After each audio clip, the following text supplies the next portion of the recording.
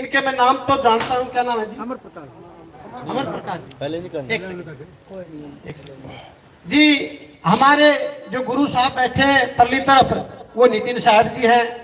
उनका कहना है किसी भी प्रकार का साधु ने भेष ले रखा हो, चाहे वो काला हो, भगमा पीला हो, सफेद हो, लगोटी हो, कुर्ते पजामा, कुछ भी हो, अगर वो गुरु गद्दी पे है तो हमारे समान बैठेगा और हमारे समान उसका नंबर दिया जाएगा और हमारे समान उसकी इज्जत हो। मिल के प्रचार करना चाहिए। अगर कहीं रड़क मड़क है तो अपनी रड़क मड़क को मेट लेना चाहिए। तो हमारे गुरु जी का अपने आप बोलते हैं तो बोलेंगे हमारा नाम नितिन दास है, लेकिन हम शिष्यों का कर्तव्य बनते हम उनको नितिन साहब बोलते हैं। तो नितिन साहब का चैनल है कहत कबीर सुनो भाई साधो यूट्यूब नितिन दास। आप सर्च के लिख सकते हो, बोलकर मोबाइल में कर सकते हो इनका चैनल का नाम। और आप ये भी बोल सकते हो खाली नितिन दास के सत्संग, तो इनके मोबाइल पे सत्संग आ जाएंगे। इन्होंने 209 सत्संग नंबर वाइज। कोई बच्चा रूस जाए तो कहता है खिलौना दे देंगे, ये दे देंगे, ये तेरे काम चीज नहीं, खिलौना दे जाएंगे तेरे को। लेकिन जब बड़ा रूस जाता है तो उसको बड़े उदाहरण देने पड़ते हैं। फलाना ने ऐसे किया था, ये हो गया, उसकी जेल हो गई, उसका घर बर्बाद हो गया। फिर और बुजुर्ग है, तुझे शर्म आनी चाहिए, तू बुजुर्ग आदमी है। फिर उसको वैसे, तो जिसका जो लेवल होता है उसका वैसा सब। तो इन्होंने नंबर वाइज वाले सत्संग में लेके कच्ची पहली से और पीएचडी तक का ज्ञान खोला हुआ है।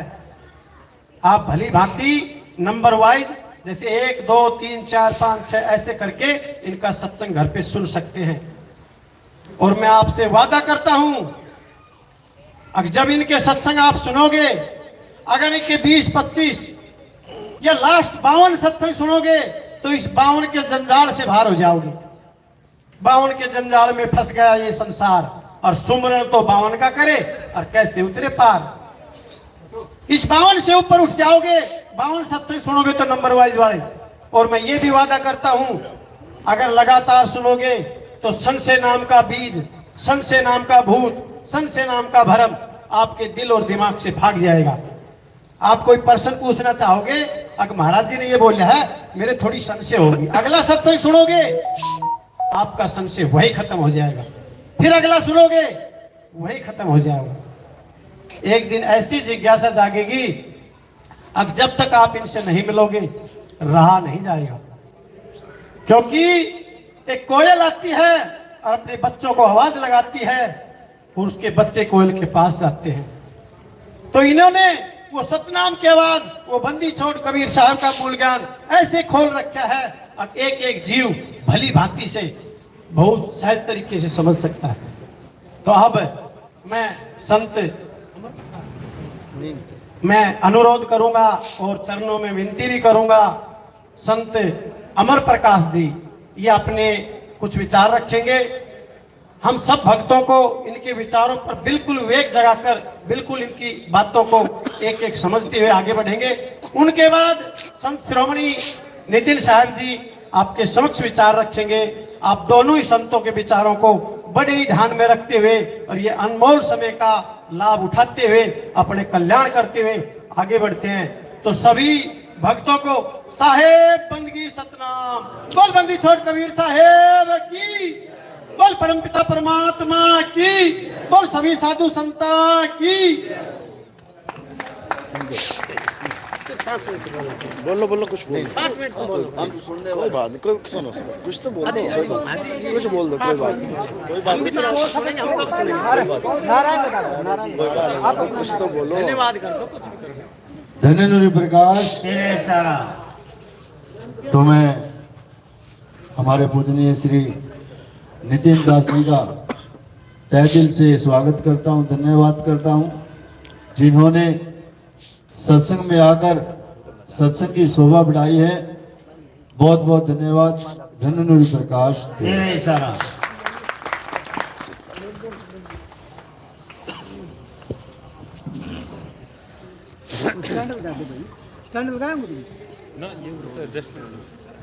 तो आज हिसार में परमपिता परमात्मा के मूल ज्ञान का प्रचार होने जा रहा है। बहुत बड़े भाग हैं आवाज थोड़ी तेज करो। बहुत बड़े भाग हैं उन जीवों के जो अपने जीवन में एक बार भी मूल ज्ञान को सुन पाते हैं, इस आत्म ज्ञान को सुन पाते हैं। और उससे भी बड़े भाग हैं उन जीवों के जो इस मूल ज्ञान को थोड़ा सा भी समझ पाते हैं। क्योंकि सुनना आसान है, आए बैठे 1 घंटा 2 घंटा सुन के चले गए, लेकिन इसको समझना बहुत मुश्किल है। यह केवल उन लोगों के समझ में आता है जिन पर बंदी छोड़ की कृपा होती है, जिस पर परमपिता परमात्मा की मोहर लगी होती है। अन्यथा ये ज्ञान सारी उम्र भी सुनते रहोगे, ये तब भी समझ में नहीं आएगा ये बात जा कहां रही है। इसलिए आज का दिन बहुत धन्य है जो हिसार में इस मूल ज्ञान का प्रकाश हो रहा है।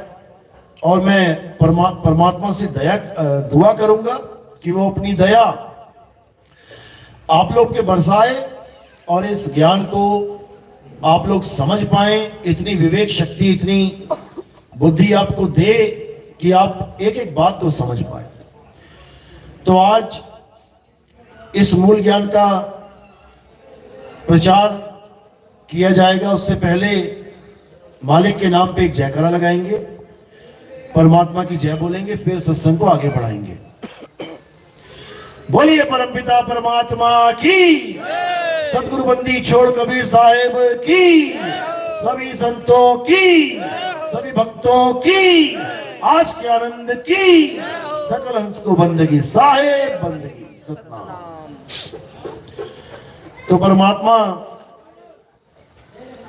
हमेशा यही चाहते हैं कि उसके सब हंस इस माया की नगरी को, इस काल की नगरी को छोड़ के सदा सदा के लिए अपने निज धाम पहुंच जाए, अपने निज घर पहुंच जाए। लेकिन ये काल और माया कोई छोटी मोटी चीज तो है नहीं। इसने भी पूरा जोर लगा रखा है कि एक भी जीव को परमात्मा तक नहीं पहुंचने देंगे। इधर से पूरा जोर लगा रखा है। अब जीव चाहता है कि मेरी मुक्ति हो, लेकिन ये मन और माया, ये काल और माया ऐसा जाल बुन के बैठे हैं कि जीव को समझ में ही नहीं आ रहा कि वो किस जाल में उलझ गया है। अब परमात्मा जीव पे दया करके अपने संत महात्माओं को भेजते हैं इस दुनिया में कि जाओ और मेरे जीवों को जगाओ। अब संत यहां पर आके उस काल और माया का सारा भेद खोलते हैं, पूरा A to Z चिट्ठा खोल दिया जाता है। लेकिन ये जीव फिर भी नहीं समझ पाता कि मेरी भलाई कहां है और मेरा नुकसान कहां है। इसीलिए कबीर साहब ने बोला कि आदि नाम हम भाग सुनाया और ये मूर्ख जीव समझ नहीं पाया। इस दुनिया का पहला संत कौन है? सदगुरु बंदी छोड़ कबीर साहब। क्यों? बाकी सब संत कब आए? कलयुग में आए। किसी भी संत का नाम ले लो, कलयुग में ही आया है। उससे पहले सब ऋषि मुनि, देवी देवता, गण गंधर्व। एक भी संत कोई सतयुग का बता दो, एक भी संत कोई त्रेता का बता दो, एक भी संत कोई द्वापर का बता दो, एक भी नहीं मिलेगा तुम्हें। लेकिन कबीर साहब सतयुग में सतसुकृत नाम से, त्रेता में मुनिंद्र नाम से, द्वापर में करुणामय नाम से और कलयुग में कबीर नाम से वो हम मालिक के जीवों को चेताने के लिए आते रहते हैं। वो आते रहते हैं, मूल ज्ञान का भेद समझाते रहते हैं, लेकिन ये जीव, ये बेचारा उनकी बात को समझ ही नहीं पाता। ये कहां फंस जाता है? ये इस मन के जाल में फंस जाता है। क्या है मन का जाल? बहुत बहुत महीन है मन का जाल। बड़ा जाल तो तुम्हें दिखाई दे जाएगा, लेकिन महीन जाल ये बहुत मुश्किल है देखना। करे मोटी माया सब तजे और झीनी तजी ना जाए। ये मोटी माया को छोड़ना आसान है। मां बाप छोड़ दिए, घर बार छोड़ दिया, बीवी बच्चे छोड़ दिए, मोटी माया है। लेकिन झीनी माया नहीं छूट पा रही है। झीनी माया क्या है? ये नाम जाप, जो तुम नाम जप रहे हो। हिंदू जप रहा है राम राम राम राम राम राम, मुसलमान जप रहा है अल्लाह अल्लाह, सिख भाई जप रहे हैं वाहेगुरु वाहेगुरु वाहेगुरु, ईसाई जप रहे हैं हालेलुया हालेलुया। ये झीनी माया है। ये मंत्र तंत्र जंत्र ये झीनी माया है। ये जाप अजपा अनहद झीनी माया है। ये गुरुओं के द्वारा दिए जाने वाले नाम मंत्र शब्द ये झीनी माया है। इसको तुम नहीं तज सकते। क्यों? क्योंकि तुम्हारा बुद्धि विवेक इतना है ही नहीं कि तुम इसकी परख कर पाओ। तुम परख ही नहीं कर सकते कि मेरे गुरु ने मुझे जो नाम दीक्षा दी है वो असली नाम है या नकली नाम है। अभी तुम्हें सोने का कोई टुकड़ा मिल जाए, 1 मिनट में चले जाओगे सुनार के पास, देखना भैया असली है कि नकली। तुम्हें हीरा पड़ा मिल जाए कहीं पे, जा सकती है, इसकी भी जांच की जा सकती है। पनीर मिल रहा है, खोआ मिल रहा है, वो भी तुम परख सकते हो असली है कि नकली। लेकिन गुरु के द्वारा दिया गया नाम ये कैसे परखोगे कि असली है कि नकली? जिसको जैसा गुरु मिला उसने वैसा नाम ले लिया। कोई गुरु मिला 5 नाम देने वाला, हां जी स्वीकार है। कोई मिल गया 3 नाम देने वाला, हां जी स्वीकार है। कोई मिल गया कहता है एक ही नाम जपो, हां जी स्वीकार है। जो गुरु ने दे दिया वो तुम्हें स्वीकार है। तुम ये नहीं कह सकते कि गुरुजी ये कैसा नाम है। जो गुरु ने दिया लेना पड़ेगा। लेकिन साहिब समझा रहे हैं कि गुरु के दिए हुए नाम की परख करना सीखो। गुरु तो मेरे सभी बड़े हैं, चाहे 1 नाम दे, चाहे 2 नाम दे, चाहे 5 नाम दे, चाहे 10 नाम दे, चाहे लाख नाम दे। लेकिन जो सिर का मोर है, जिससे तुम्हारा कल्याण होगा, वो गुरु कोई और है। क्या बोला साहिब ने? गुरु मेरे सभी बड़े, अपनी अपनी ठौर। एक ही लाइन में ठौर भी बता दी कि सब गुरुओं को एक समान मत समझ लेना कि सारे गुरु ही मुक्तिदाता हैं। आज के समय में क्या हो रहा है? बहन तूने गुरु बनाया, हाँ मैंने भी बना लिया, अब हमारी दोनों की मुक्ति हो जाएगी। ऐसा कभी नहीं हो सकता, कभी भी नहीं। तुमने गुरु बनाया, हमने गुरु बनाया, अच्छी बात है, लेकिन दोनों में से किसी ने सतगुरु नहीं बनाया। जब तक सतगुरु नहीं बनाया तब तक किसी की मुक्ति नहीं हो सकती। नाम उसने भी लिया, नाम उसने भी लिया, दोनों ने नाम ले लिया, लेकिन जब तक सतनाम नहीं मिल गया तब तक किसी की मुक्ति नहीं हो सकती। अब सतनाम है क्या और असत्य नाम क्या है? यानी असली नाम और नकली नाम, इन दोनों में भेद क्या है, कैसे पता लगेगा? तो अगली लाइन में समझा रहे हैं, गुरु मेरे सभी बड़े, अपनी अपनी ठौर, शब्द विवेकी पारखी, सो माथे का मोर। अब उसका गुण बताया जा रहा है। जो तुम्हें यह बताएगा कि असली नाम क्या होता है और नकली नाम क्या होता है। उसका क्या नाम रखा है कबीर साहब ने?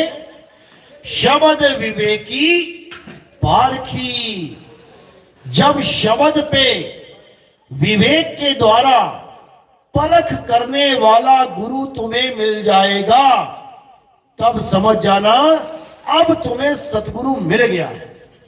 अब तुम्हारे जितने भी झूठे नाम, जितने भी नकली नाम तुम्हें मिल चुके हैं अन्य अन्य गुरुओं के द्वारा, वो सारे नाम छुड़वा दिए जाएंगे और एक सत्य नाम लखा दिया जाएगा। गुरु का काम ही यही है। जौहरी का क्या काम है? तुम 10 हीरे लेके जाओ, उसमें से 5 नकली 5 असली, तो जौहरी क्या करेगा? 5 छुड़वा देगा। इनको छोड़ दे, नकली माल है ये, और 5 पकड़ा देगा, ये पकड़, ये है असली। अब क्या छुड़वाए और क्या पकड़ाए, इसको समझना है। तो वाणी क्या कहती है? सोई गुरु पूरा कहावे, जो 2 अक्षर का भेद बतावे, एक छुड़ावे एक लखावे, तब प्राणी निज घर को जावे। निज घर को जावे यानी असली घर को पहुंच जाओगे। कब? जब तुम्हारे जीवन में शब्द विवेकी पारखी आ जाएगा। समझ लो, शब्द विवेकी पारखी क्या करेगा? जितने भी नाम तुम्हें तुम्हारे गुरुओं ने दिए हैं, चाहे वो 1 नाम, चाहे वो 2 नाम, चाहे वो 3, 5 लाख, 2 लाख, करोड़ नाम जितने भी हैं, वो सब छुड़वा देगा। साहिब समझा रहे हैं, कह रहे कोटि नाम संसार में, इनसे मुक्ति ना होए, और गुप्त नाम सतपुरुष का पूछे बिरला कोई।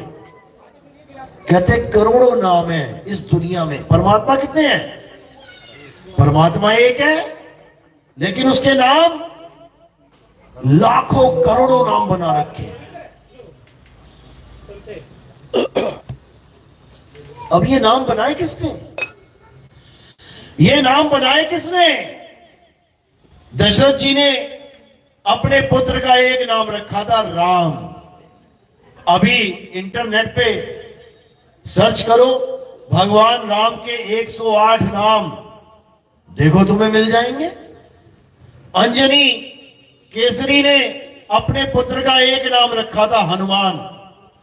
अभी नेट पे सर्च करो हनुमान जी के 108 नाम, देखो मिल जाएंगे। इसी प्रकार इस दुनिया में जितने भी गुरु बैठे हैं, ये सब जो नाम तुम्हें दे रहे हैं, ये कैसे बने हैं? किसने बनाए हैं? कौन है इन नामों को बनाने वाला?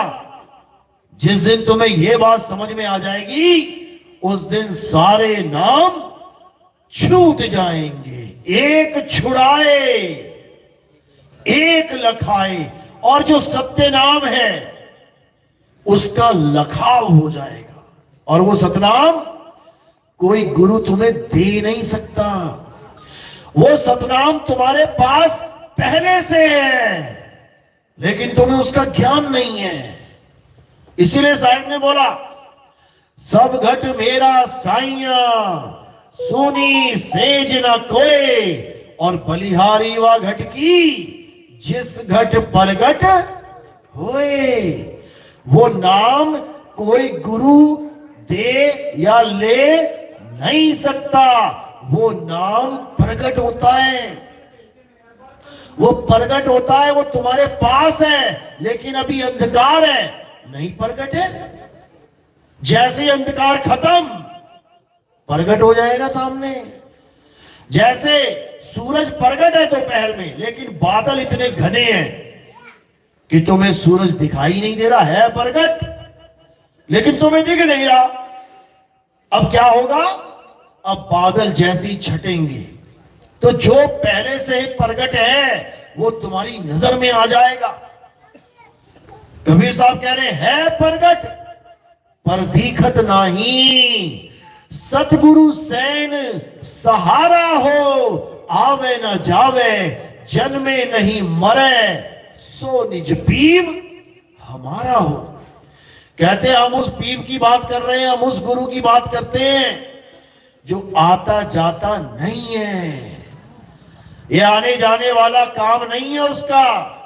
इस संसार में जितने गुरु हैं ये आते हैं जाते हैं। कोई तुम्हें पूछेगा कौन है तुम्हारा गुरु, मेरे गुरु ये है, फोटो दिखा दोगे, उसके बाद कहां है ये तो चले गए हैं। चले गए तो तुम्हें कौन बचाएगा?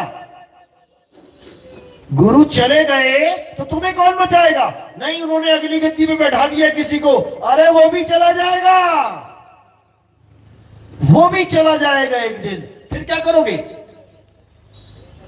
उसको जानो जो आता जाता नहीं है, जिसको अचल बोला गया है, अचल, जो सदा स्थिर है। गरीबदास जी कहते हैं सतगुरु के लक्षण कहूं, अचल विहंगम चाल, हम अमरापुर ले गए और ज्ञान सबद सिरघाल। कहते हैं मुझे ऐसा गुरु मिल गया जिसने मेरा पीछा उन गुरुओं से छुड़ा दिया जो आते और जाते हैं। अब मुझे अचल गुरु मिल गया है, अचल, वो आता जाता नहीं है, वो जन्मता मरता नहीं है। अब मेरा कल्याण निश्चित है। यही कबीर साहब समझा रहे हैं कि वो अचल गुरु कैसे मिलेगा, वो शब्द गुरु कैसे मिलेगा, जब तुम्हें विहंगम चाल वाला गुरु मिल जाएगा। विहंगम चाल का मतलब समझ लो पहले, तो अच्छी तरह समझ आएगा। विहंगम चाल का मतलब होता है पक्षी की तरह सीधे डायरेक्ट उड़ जाना और अपने धाम पहुंच जाना, इसको विहंगम चाल का। विहंग का मतलब होता है पक्षी। यानी अब मुझे ऐसा गुरु मिला है जो मुझे सीधे उस शब्द गुरु तक पहुंचा दे, बीच में कोई रुकावट ना हो। रुकावट क्या है? परमात्मा तक पहुंचने में, इसको समझ लो। सबसे बड़ी रुकावटें क्या है? ये हमारी काया के अंदर जो चक्र है, मूल चक्र, स्वाद चक्र, नाभि चक्र, हृदय चक्र, कंठ चक्र, आज्ञा चक्र, ये सब रुकावटें हैं। जब सदगुरु मिलेगा तो इन चक्रों में तुम्हें जाना ही नहीं पड़ेगा, बाईपास। जैसे तुम्हें किसी शहर में जाना ही नहीं है तो सरकार ने क्या बना दिया है? बाईपास।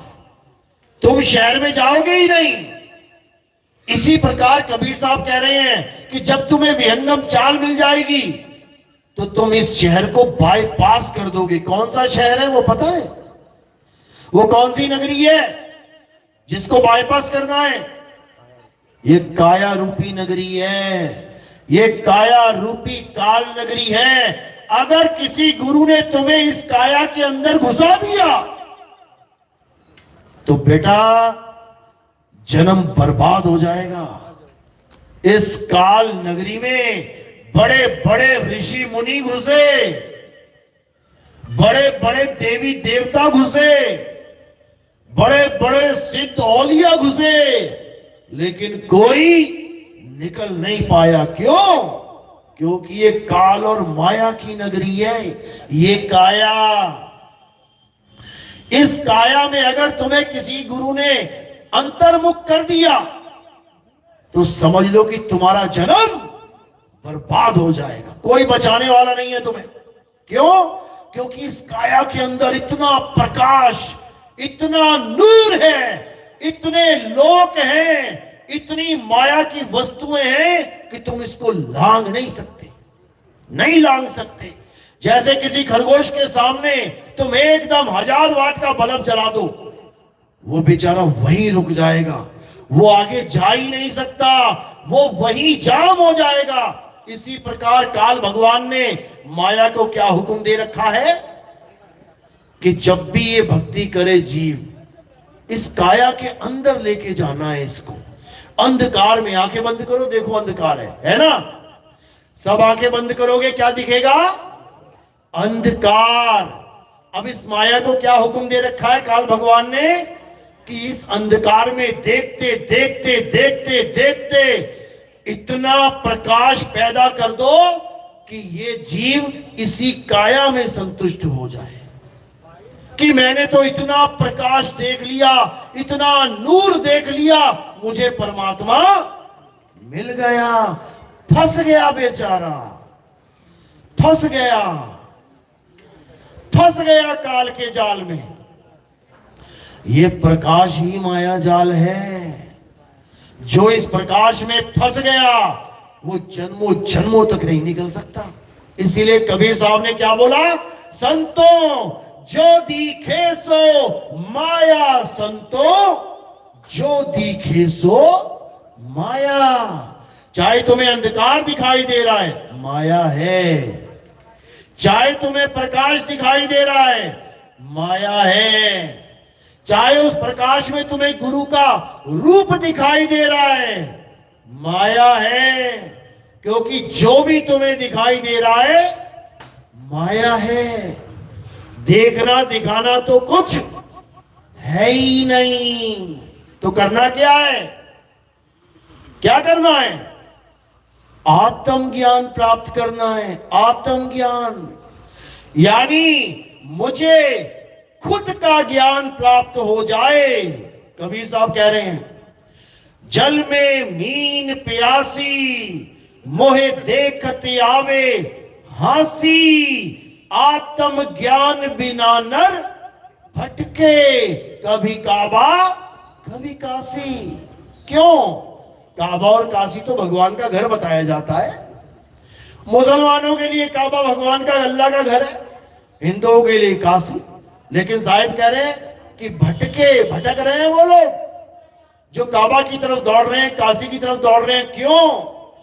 क्योंकि काबा और काशी दिखने में आते हैं। संतो जो दिखे सो माया। जो भी तुम्हें कुछ दिख रहा है तो समझ लो माया दिख रही है। और उसको देख कौन रहा है? वो कौन है जिसको ये माया दिखा रही है? कभी अंधकार, कभी प्रकाश, कभी सतलोक, कभी अलग लोक, कभी अगम लोक, कभी अनामी लोक। ये देख कौन रहा है? इस देखने वाले को जानना है कि ये दृष्टा कौन बना बैठा है। दृश्य को सत्य मान बैठा है। दृश्य को देखने वाला दृष्टा होता है और दृष्टा दृश्य में उलझा होता है। ये कभी अपने आप को नहीं जान पाता, ये दृश्य को ही सलाम कर देता है। जो दिखे उसी को सलाम कर देता है। यही अज्ञान है। आत्मज्ञान इस अज्ञान का सफाया कर देता है। सफाया। पहले यह समझ लो आत्मज्ञान होता क्या है। कोई भी मंत्र जपना, कोई भी श्वासों का अजपा जाप करना, किसी भी प्रकाश को, किसी भी नूर को, किसी भी सतलोक, अलखलोक, अगम लोक को देखना आत्मज्ञान नहीं है। आत्मज्ञान का मतलब कभी दूसरे को देखना, दूसरे को जानना होता ही नहीं है। आत्मज्ञान का क्या मतलब होता है? खुद को जानना। कौन है जो प्रकाश को देख रहा है, उसको जान। जैसे किसी ने आपको कहा कि आप अपनी आत्म कथा लिखो। अब आप अपनी आत्म कथा लिखोगे, उसमें क्या लिखोगे? अपने बारे में। तुम उसमें अपने देश के प्रधानमंत्री, राष्ट्रपति, किसी एमएलए, किसी अन्य की बात नहीं करोगे। आत्म कथा यानी हर लाइन तुम्हारे जीवन के ऊपर होनी चाहिए। तुम्हारी आत्म कथा है। आत्महत्या यानी जब कोई केवल अपनी हत्या कर ले तो उसे क्या कहते हैं? आत्महत्या। किसी और की करेगा तो आत्महत्या नहीं हुई। आत्मरक्षा, जब कोई अपनी खुद की रक्षा करेगा उसे आत्म रक्षा कहते हैं, किसी और की नहीं, आत्मनिर्भर। जब कोई 100% अपने ऊपर निर्भर हो जाएगा, किसी और पे नहीं, तब उसको आत्मनिर्भर कहेंगे। आत्म कल्याण, जब कोई अपनी आत्मा का कल्याण कर ले, अपना कल्याण कर ले, तब उसे आत्म कल्याण कहते हैं। यानी आत्म शब्द जुड़ते ही दिखाई देने वाली, सुनाई देने वाली ये दुनियादारी से तुम्हें हटके अपने साथ जुड़ना होता है। आत्म शब्द जहां लग गया, इसीलिए आत्मा बोला जाता है। आत्मा, आत्मा यानी आत्म, यानी खुद में आत्म में बन गया आत्मा। यानी दूसरे किसी की महिमा नहीं गानी है, अपनी महिमा गानी है। किसी अंधकार, किसी प्रकाश की महिमा नहीं गानी है, अपनी महिमा गानी है। किसी लोक, किसी परलोक की महिमा नहीं गानी है, अपनी महिमा गानी है। तब समझ लेना कि तुम बन गए आत्मज्ञानी। और जब तक तुम आत्मज्ञानी नहीं हुए, तब तक माया तुम्हें ऐसे लपेटे में लेगी कि तुम्हारे जन्मों जन्म बर्बाद कर देगी। याद रखना इस बात को। तो कबीर साहब क्या कह रहे हैं? संतो जो दिखे सो माया। अगर तुम्हें अपने अलावा, खुद के अलावा किसी और वस्तु से जोड़ने वाला गुरु मिल गया, तो समझ लो कि तुम्हें आत्मज्ञानी गुरु नहीं मिला। अब आत्मज्ञानी नहीं मिला तो क्या होगा? 84 की टिकट कटेगी, क्योंकि आत्मज्ञानी गुरु ही सच्चा गुरु होता है। और आत्मज्ञानी गुरु ना हो तो झूठा गुरु होता है। अब झूठे गुरु की सजा क्या है, यह भी समझ लो।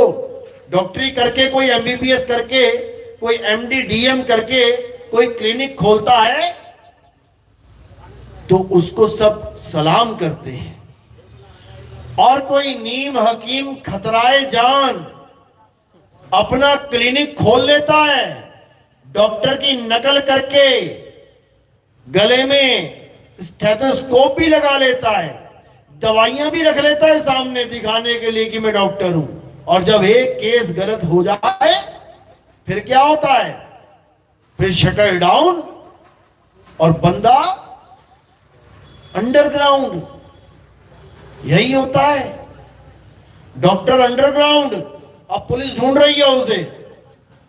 अभी तक डॉक्टर डॉक्टर कहला रहा था, गरीब आदमी आ रहे थे जिनको पता भी नहीं था कि डिग्री देखनी पड़ती है डॉक्टर की कि क्या, कौन सी स्टडी करी है। सब उसको डॉक्टर साहब कह रहे थे और वो फूला नहीं समा रहा था। लेकिन एक केस गलत हो गया, किसी की मौत हो गई गलत इंजेक्शन लगने से, अब भागा भागा फिर रहा है। इसी प्रकार सच्चा गुरु यानी आत्मज्ञानी और झूठा गुरु यानी दुनिया का ज्ञानी, दुनिया की चीजों का ज्ञानी, आत्मा को छोड़ के हर चीज का ज्ञानी, वो झूठा गुरु होता है। उसके लिए साहिब ने क्या बोला? अरे झूठा गुरु अजगर बना और 1,84 जाए, सारी संगत चींटी बनी, तोड़ तोड़ के खाए। साहिब समझा रहे हैं वाणियों में कि कोई गुरु अगर किसी जीव के पतन का कारण बन गया, उसकी वजह से अगर एक जीव भी माया के काल के जाल में फंस गया, तो मेरे भाई उसकी ऐसी 84 की टिकट कटेगी कि लहरा बदाना, वापसी जल्दी उसको इंसान जन्म नहीं दिया जाएगा। ऐसी ऐसी योनियां मिलेंगी और इतनी दर्दनाक मौतें मिलेंगी कि उसकी रूह कांप जाएगी। सारी संगत चींटी बनी। जो संगत जयकारे लगाती थी, महाराज जी की जय हो, महाराज जी की, चींटी बन गए सारे। और उस अजगर को तोड़ तोड़ के, तड़पा तड़पा के मारेंगे। क्यों? था तो वो भी गुरु। क्यों मारेंगे? क्योंकि उस गुरु ने उसका अनमोल इंसानी जन्म बर्बाद कर दिया। कोई और जन्म बर्बाद करता ना तब चल जाता, कोई बात नहीं, 84 लाख है, कोई बात नहीं, लेकिन इंसान जन्म के साथ खिलवाड़, जो 84 लाख योनियों के बाद केवल एक बार मिलेगा, उसके साथ इतना बड़ा खिलवाड़, ये माफी के काबिल नहीं है मेरे भाई। और परमात्मा के दरबार में तो बिल्कुल नहीं है, बिल्कुल भी नहीं। इसीलिए कबीर साहब ने बहुत अच्छे से समझाया, अरे पानी पियो छान के और गुरु करो जान के। ये उस समय बोला था साहिब ने, जब लोग पानी तालाब से कुएं से लेके आते थे तो पानी में छोटे छोटे छोटे जीव भी आ जाते थे। तो साहिब ने कहा छलनी लगाओ, वहां पे कपड़े से छान के लेके आओ, पानी पियो छान के और गुरु करो जान के। अब क्या वाणी बोल रही है, अब बिल्कुल उलट हो चुका है। क्यों? अब छना छनाया पानी आता आपके घर में, आरओ लगे पड़े हैं, उसमें तुम कोई कपड़ा लगा दोगे तो कहो तुमने पानी खराब कर दिया। अब वो काम नहीं करना है। अब क्या करना है? अब गुरु करो छान के और पानी पियो जान के। किसी ने 10 दिन पुराना टैंक का पानी निकाल के गिलास में रख दिया और आरओ का पानी रख दिया और कहीं से उठा के पानी रख दिया, तुम पहचान नहीं पाओगे ये पानी कौन सा कहां का है। अब यहां तुम्हें जानना पड़ेगा, पूछो उससे भैया कहां का पानी है ये, तब पानी पीना। यानी पानी पियो जान के और गुरु करो छान के। छलनी लगा लो, छलनी लगानी पड़ेगी। छलनी कैसे लगानी है? यानी असार असार तो उड़ जाए और सार सार ग्रहण कर लो। तो साहिब समझा रहे हैं, सतगुरु ऐसा चाहिए जैसा सूप सुहाए और सार सार तो गही रहे, थोथा दे उड़ाए। अब सार सार तो गही रहे बोल तो दिया हमने, और थोथा दे उड़ाए ये भी बोल दिया हमने, लेकिन क्या हमें पता है कि सार कहते किसे हैं और थोथा कहते किसे हैं? सार होता क्या है, थोथा है क्या, ग्रहण किसे करना है और उड़ाना किसे है? जब ये सवाल हम गुरुओं से करते हैं तो जवाब नहीं आता उनको कि किसको थोथा कहूं किसको सार कहूं। अब कबीर साहब क्या कह रहे हैं? साहिब समझा रहे हैं, सत्य नाम है सार, बूझो संत विवेक करी, उतरो भवजल पार, सतगुरु का उपदेश यही। कबीर साहब कह रहे हैं कि इस दुनिया में एक ही सार है और वो क्या है? सत्य नाम है सार, सत्य नाम ही सार है। लेकिन ये सतनाम है क्या? जब तक ये नहीं जानोगे तब तक कुछ होने वाला नहीं है। तो क्या है सतनाम, क्या है असतनाम, यानी क्या है सच्चा नाम, क्या है झूठा नाम, इसको जान लो। झूठा नाम क्या होता है? जितने भी नाम इंसानों के द्वारा बनाए गए हैं वो सब झूठे नाम हैं। कौन से नाम बनाए गए हैं? हिंदी के, पंजाबी के, उर्दू के, फारसी के, स्पेनिश, जापानीज, पुर्तगीज, जितने मर्जी देख लो। हर देश के आदमी ने अपनी अपनी भाषा में हजारों नाम बना रखे हैं, भगवानों के भी नाम बना रखे हैं। तो जो इंसानों ने बनाए हैं वो नकली नाम है, असत्य नाम है, असत्य नाम। अब अगर हम उस असत्य नाम को जपेंगे तो हमें असत्य ही प्राप्त होगा। याद रखो, हम असत्य नाम को यानी हिंदी भाषा का, पंजाबी भाषा का, उर्दू भाषा का, अंग्रेजी का, किसी भी भाषा का नाम जपेंगे तो वो असत्य नाम है। क्यों? इंसानों ने बनाए। कैसे बनाए? ये भी समझ लो। एक समय ऐसा था जब आदि मानव थे। आदि मानव पता है ना? हाथ खड़ा करो जरा जिसे पता है आदि मानव। 5वीं 6वीं में पढ़े हैं ना, सबने पढ़ा होगा आदि मानव। यानी ये इंसान जब जानवरों की तरह रहता था तब उसे आदि मानव कहते थे। अब कई लोग कहते हैं अरे आदि मानव कुछ नहीं होता है, इंसान ऐसे ही था जैसा आज है। अच्छा, अफ्रीका में चले जाओ, अफ्रीका के जंगल में देखो, तुम्हें आज भी आदि मानव मिल जाएंगे।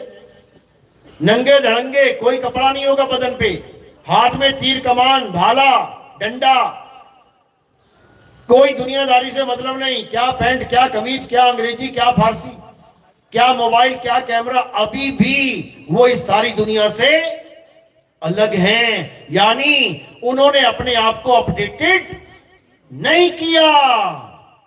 जैसे अभी भी तुम देखोगे कितने लोगों के पास वो छोटा वाला मोबाइल है, बटन वाला, two two two two two two लग जाएगा फोन।